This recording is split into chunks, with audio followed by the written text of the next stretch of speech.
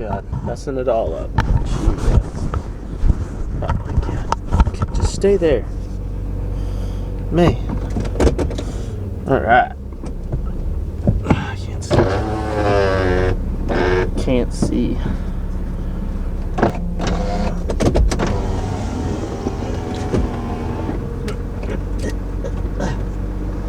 Okay, now I can see.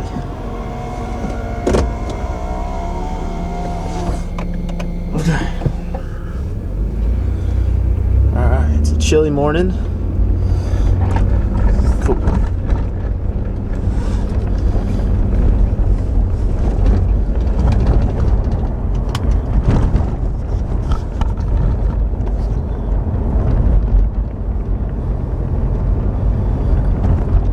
So today we're going to be working on the bed platform / storage area. I'm going to do like a roll storage in the back underneath the bed platform, and I got some cool stuff planned.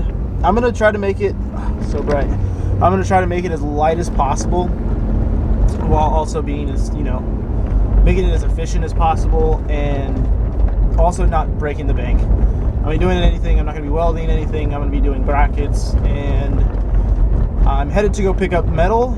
I got to pick up fasteners, the brackets. I got to pick up a few other things.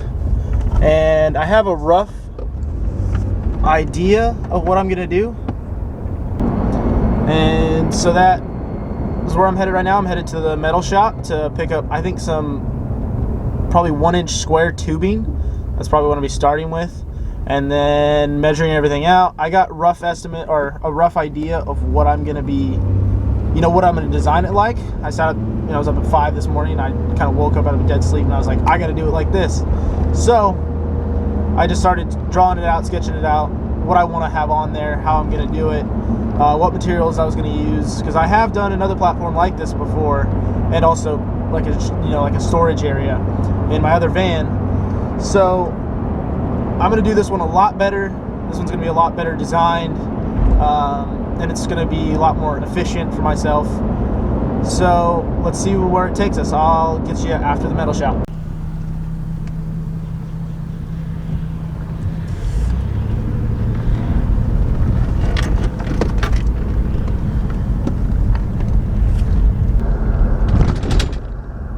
Jeez. Yeah, I gotta figure out what to do with this mic. This mic is moving all over the place.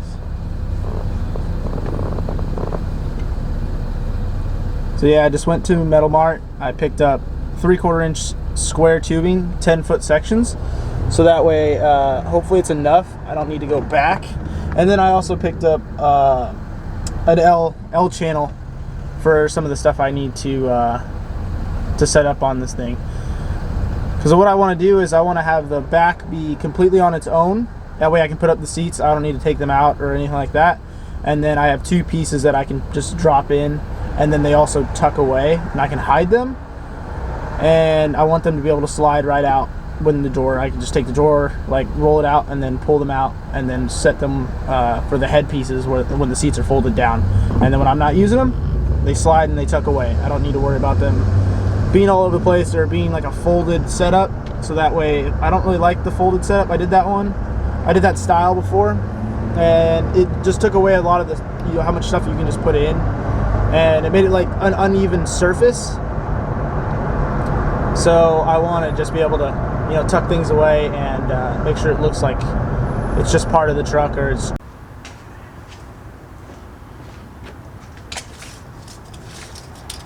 Here, 40 inches, looks good. Yeah, 40 inch should be perfect. Because there's like this 2-inch gap right here. It's about that depth, and I kind of want to leave that gap there, so it gives me room to just leave space there if I want to add something in. And then here, just measure the width here. 39. It's right about there, 39. I can make it squeeze into there. So now we're gonna make the bottom box frame. So up early this morning, this is what I kind of have an idea of, is what I'm gonna be trying to go off of. I kind of just sketched it out how I like, and there's no exact measurements here. It's just what I want to put in to the system that I'm going to be putting in. So I have this, I believe this is 1 inch tubing that we had from some other project, and I have 4 beams of it. So what I'm gonna be doing is using this small section, and then I'm gonna be notching it out right here like that, and then I'm gonna be interlocking it. So I'm gonna be sliding this smaller tubing in, and then I'll be riveting from the sides, and then it'll be all interlocked. I won't have to use as many brackets as I thought I was gonna have to.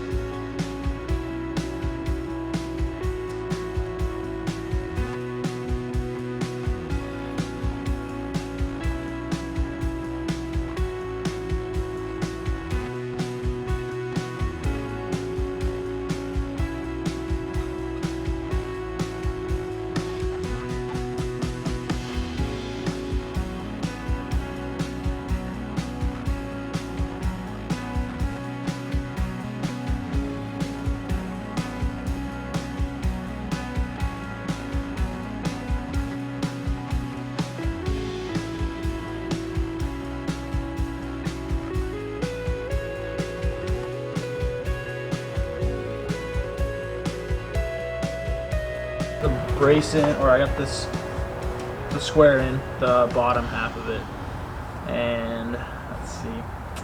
So now I'm going to do the middle section. I forgot about that part. So measure it out. It's going to be 38 3/8. Okay, 38 3/8. Yeah, should be good. So I can do the center beam, get that in there. All the corners are riveted in. I have a rivet gun, an air compressor. So you drill a hole, and then you put the rivet in, and you put it over the end. Goes off, cool. And that's how all the corners are. There are four rivets per corner, so it'll hold together pretty well. And then now to do the middle section. And then on to the braces for the top half. And I still got to measure that out, how that's going to work, because I want it to be at an angle this way. So, cool.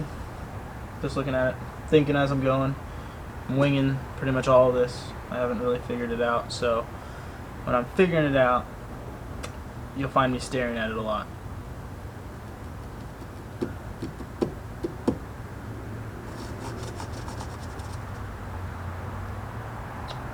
.38 3/8. So I got the middle section done. I put a T bracket, just some screws, and then this is going to go on the bottom. So let's flip it and then set it in there. The middle is now secured. So cool. I have I want to say it's like a more of a level surface now, because there's like a middle little bump in there, which is kind of weird. But, oh, glasses. So now it's going to be a little more level, I think, altogether. Push down in the middle, I think it should be good.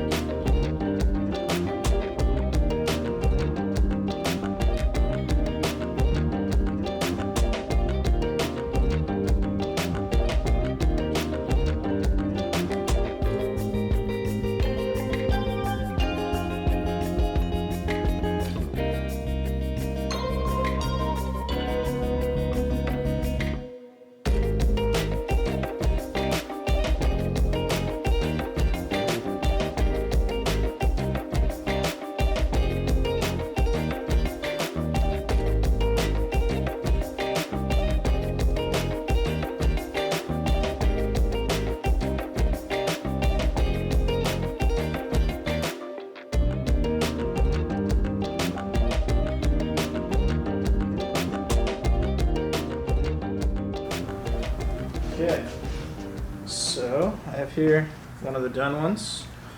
Don't mind the tape. So it's not necessarily clean at all, but it will work. So yeah, see, I'll slide this over. See? Oh. So I'll slide this over like that, and it'll sit on the channel. So, oh, nope, don't want that one. I want this one. Okay. So yeah, it'll slide over just like that, and then screw in from the side, and it's good. So it'll be like that, just a channel.